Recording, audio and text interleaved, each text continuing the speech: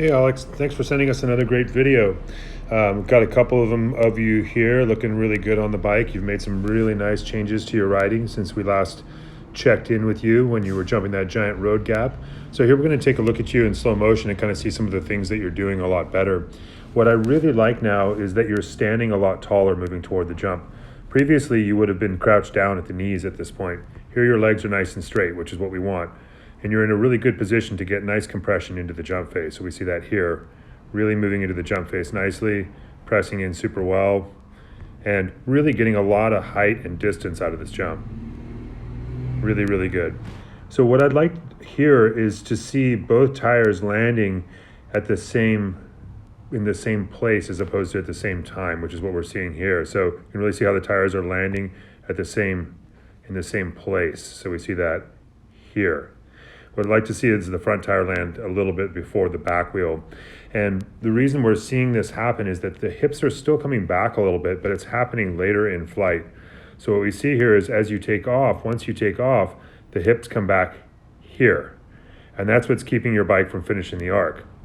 As your hips come back in that moment, notice what happens. It lengthens your arms and it pulls the bike handlebars back. So here, as you squat back here, you get extension in your arms, and that keeps the bike from finishing its arc more naturally.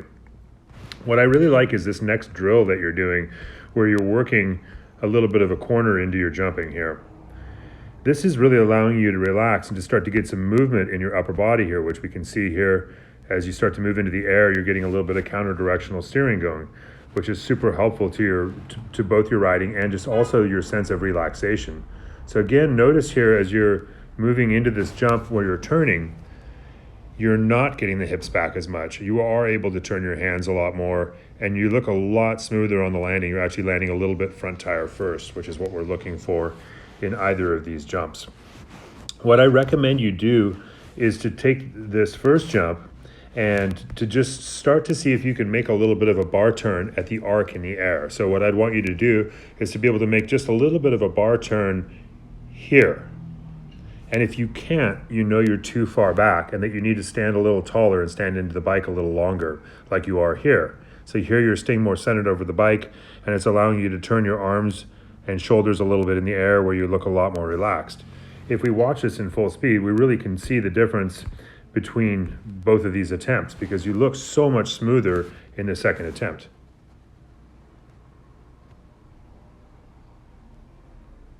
You can really see how that little bit of movement in the air and getting the wheels to land in the same place creates a situation where you get a lot softer landing and you get direct control of your bicycle.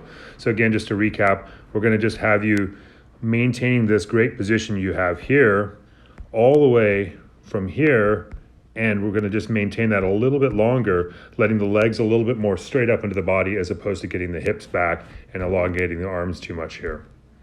All right, and that looks really good.